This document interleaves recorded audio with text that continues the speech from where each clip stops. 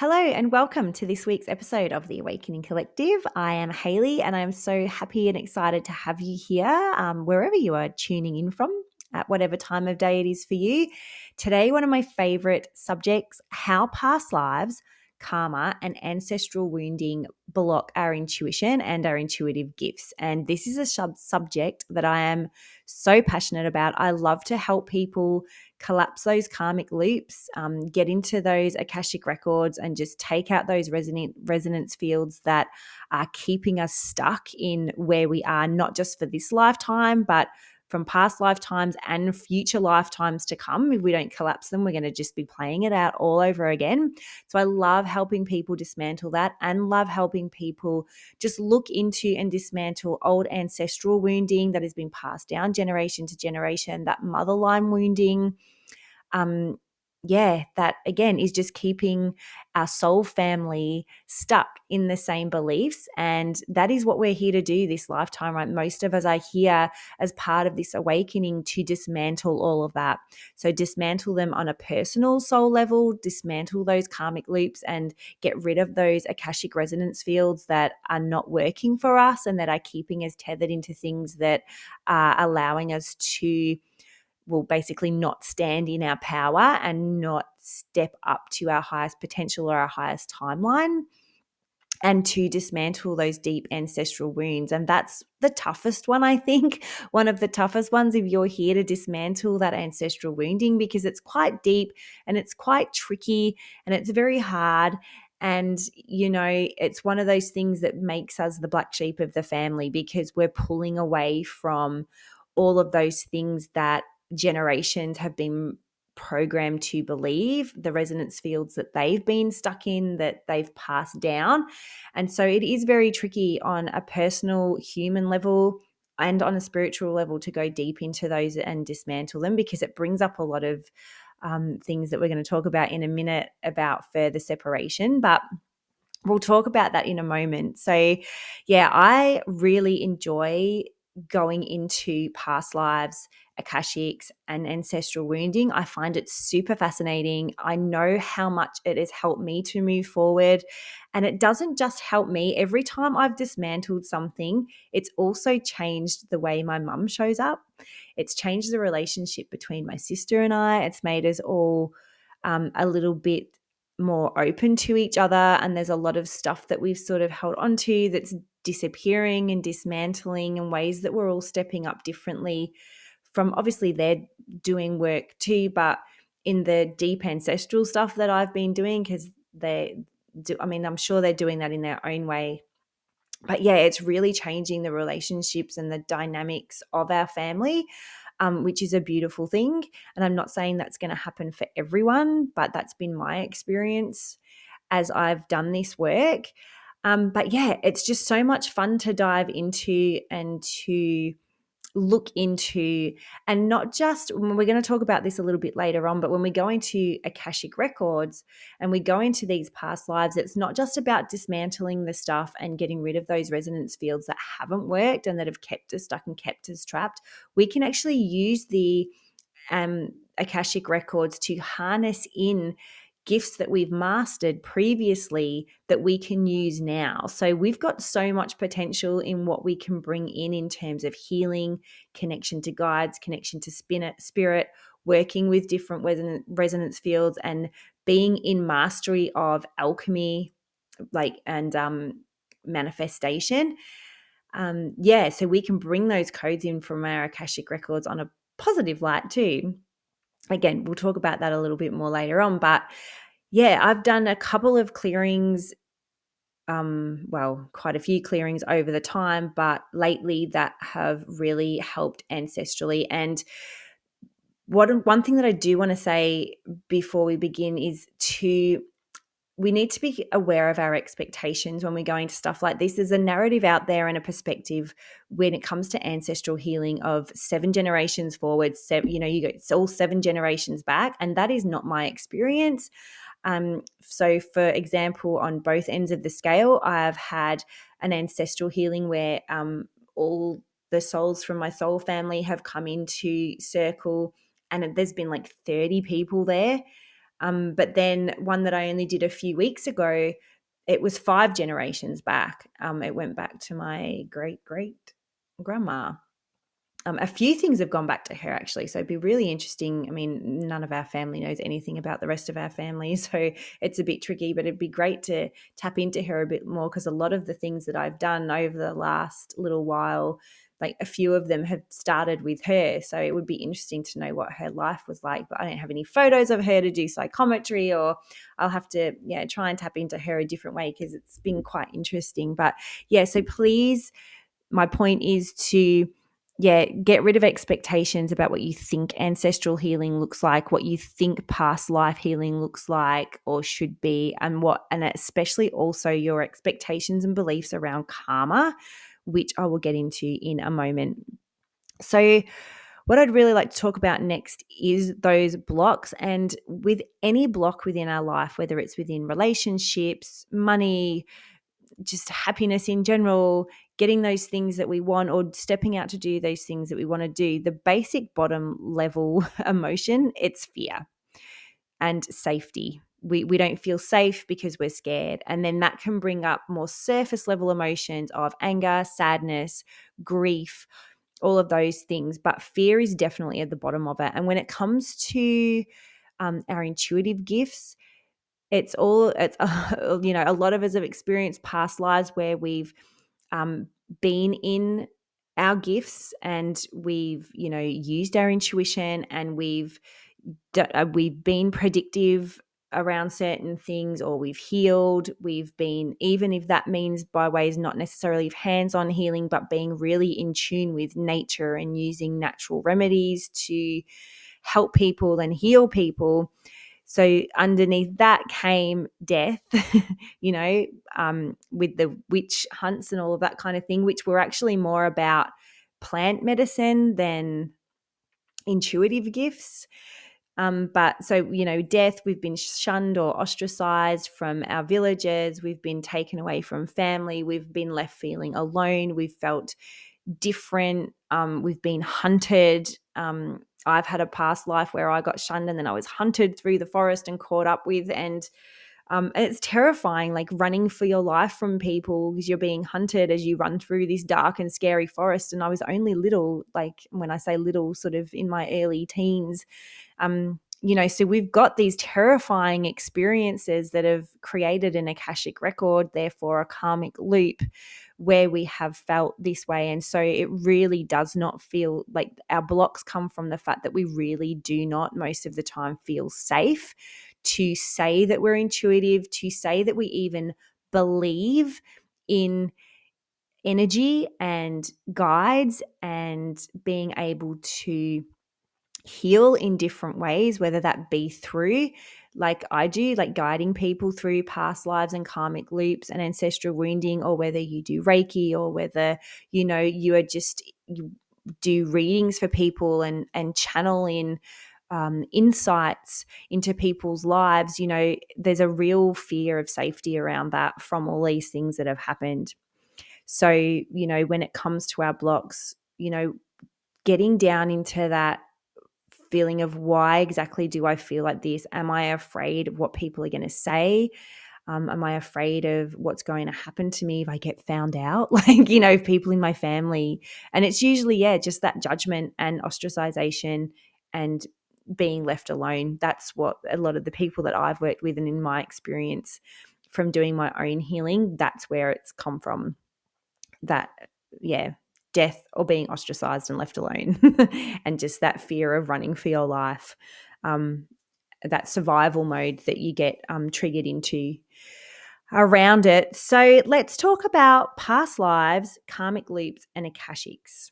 Let's go there first. So we all know, I would say, if you are here, if you're not right into past lives, that you believe that we have had past lives, and we can quite easily, with practice, tap into these past lives individually. So if you would like to, just sort of call forward your guides, your angels, sit in light meditation, you can go into a deep hypnosis. And there are people out there who do past life regression that go into a deep regression and a deep hypnosis. But if you're going to be trying this on your own without having somebody with you who's qualified to take you quite deep, just leave it light and airy, because some people can actually get quite deep and find it hard once they've tapped into the fear and they start getting anxious and they start really feeling into that fear of either running for their lives or the end of life that has maybe happened as they've been trialed in, for in the witch hunts and have a result of death through the witch hunts.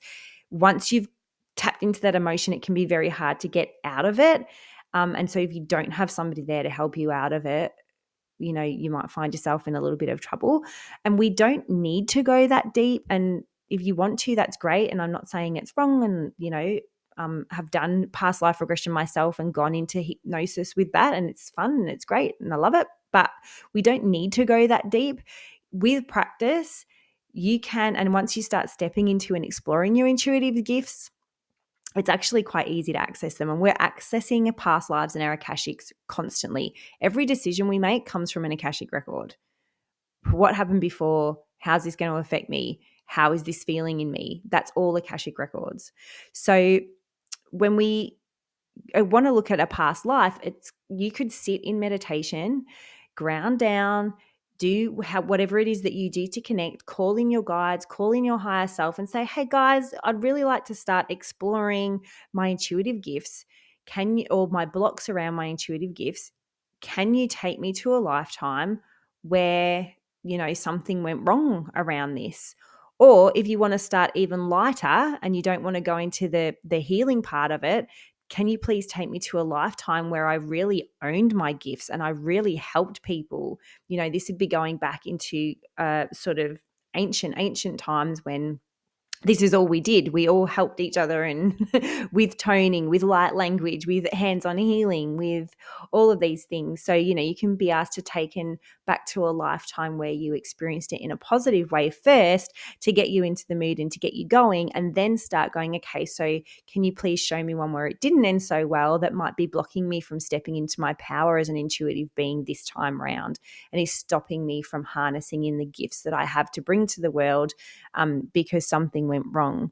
So yeah, we don't always have to go deep, deep, deep. We can do it quite lightly. And, it's about you starting to open up your intuition and expand your senses and start learning how you receive information. And I've got a podcast on the 8 clairs if you want to go back and listen to that a couple of podcasts ago. But yeah, so, do you see, do you feel, do you hear, do you know, and start really using those to bring it forward. And I mean, there are sort of like past life guided meditations all over the interwebs. So that's something that you can do. So we've got our past lives. Now, what happens is when we kick off when we have a past life that has ended in this way around our intuitive gifts, it creates an Akashic record. So let's say that, like with one of mine, I was intuitive, people found out, my family actually said, oh no, yes, you're wrong, we don't want you, get out, because they didn't want to be kicked out of the village. So they just basically threw me under the bus. And when I'm talking for like my mum, my dad, my sister, threw me under the bus. And so I got kicked out, and then I was running through the forest. I was left alone and starving. And like I said, I was quite young. So that started an Akashic record of when I speak up about my gifts, when I have predictions, my family leaves me, my family kicks me under the bus, I get ostracized and left alone. And so what happened was then the next lifetime where it came up to use my intuitive gifts, instead of sort of starting again and starting afresh and stepping into my gifts and doing the same thing, had my gifts and went, I can't use these. This isn't safe. And then when I did, like what happens in this lifetime, like our beliefs become the prediction that brings the outcome. Then when I did, again, I got ostracized and something happened again that was bad. And so then the loop continues. And so then that started stacking. So that lifetime stacked with the lifetime before to create a deeper Akashic record of me not feeling safe to use my gifts. And so it goes on.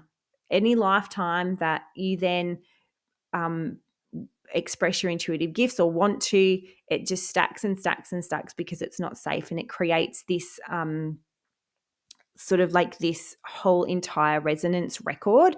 So yeah, just think of it all stacked together. And then what happens is a karmic loop starts happening. So you come in, you have your gifts, you are supposed to use them, but you don't.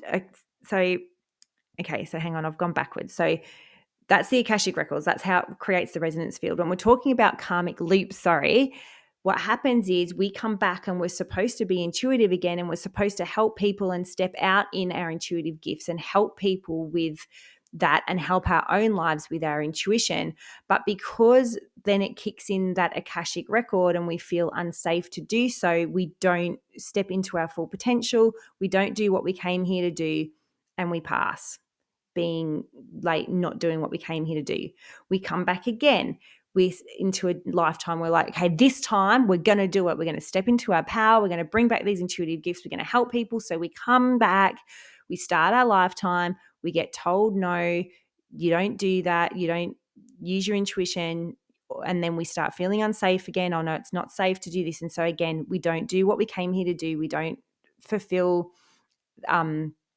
the lessons that we were supposed to learn. And so this is what keeps happening over and over and over again. We come into a lifetime, and not just with intuitive gifts, with everything, whether it be within relationships, jobs, money, whatever it is, because we allow those Akashic records to take a hold of us, that we stay in that karmic loop and we leave having to start all over again. So that's what a karmic loop is. And like I said, most of us are here to break those karmic loops, which is why we are different or considered different, because we're not doing the same things that we're supposed to be doing. We're not doing the same things that our family wants us to do. Well, some of us. There are still people out there who know they don't want to be doing what they're doing, but they're stuck in that karmic loop. And so they're just following what their family's saying, and they're allowing that record to stay present and stay with them rather than sort of starting afresh, if that makes sense. So let me see, it's very intricate between like past lives and then the karmic loops and the Akashic resonance fields. But basically what we want to start doing is dismantling these karmic loops. So if you know deep down that you are here to be intuitive, to harness in gifts, to help other people, to help your family line, and some of you are here with that double starseed mission to help humanity with your gifts as well, this is where those lessons come in of just breaking those loops, collapsing those Akashic resonance field that are detrimental to what you came here to do, so that you can step into your power and harness them in. And it's just, again, just dismantling the belief that karma is a punishment. And anything that you see in a past life or anything that you have been told is karma is a punishment for what you're doing. There's a few different levels to karma within our lifetimes. We decide before we get here whether we want to do that karma or not. Like if we've been on one side of something or the other, we get to decide, do we want to see the other side of that? Do we want to be in the other side of that or not? Is it going to help with not us just individually, but also on a humanitarian collective level? So we don't want to keep seeing karma as a punishment. If you feel like you are being punished in this lifetime for something that you did in another lifetime, I want you to ask yourself, is that really true? And actually start going, okay, can I go back to this lifetime where I think I'm being, that I think I'm being punished for? How is that showing up now? How can I dismantle that Akashic record? How can I stop this loop so that I can step into here who I came here to be, so that I can stop this for my family line, all of those things. It's an opportunity to end a disruptive cycle. That's what karma is.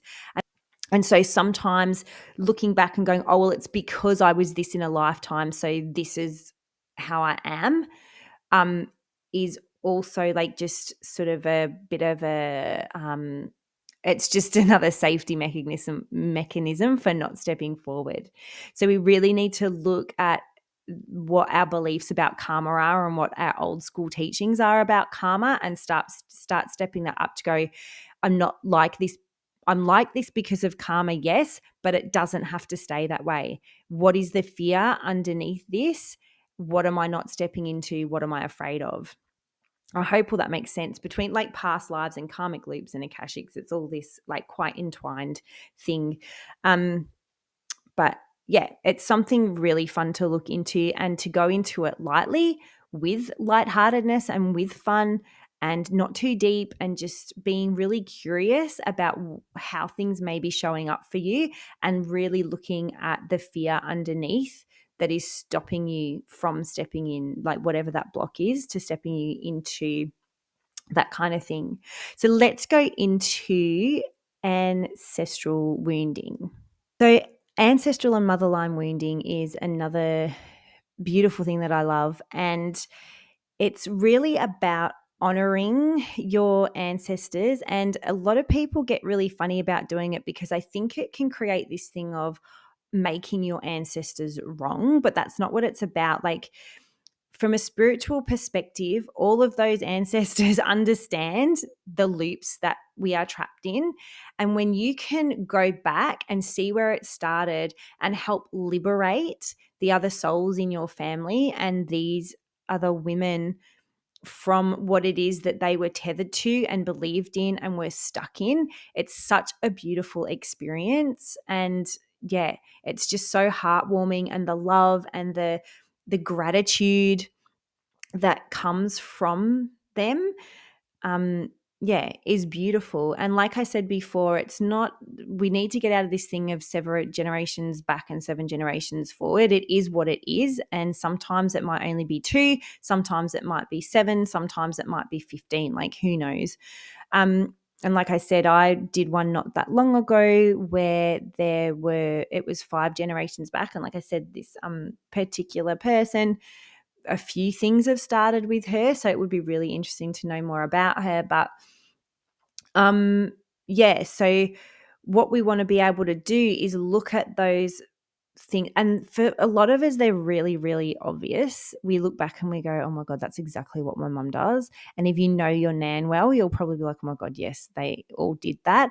And so all we need to do within this is get into meditation and take a deep breath and just ask to be shown how many generations back this started, where this resonance field began, where this belief began, and just allow yourself to go back and, you know, if you have photos of this person, that's great. Like if it says like me, like I'm telling you now that if when I heard 5 generations back, if I had like a really great family tree and lots of great photos or, you know, drawings or whatever, I would have grabbed it and done psychometry with that to help better understand, like, because I can get a lot more information through with psychometry. But you know, going back and just feeling into this person's life and feeling into where they were at emotionally and what was going on for them, and then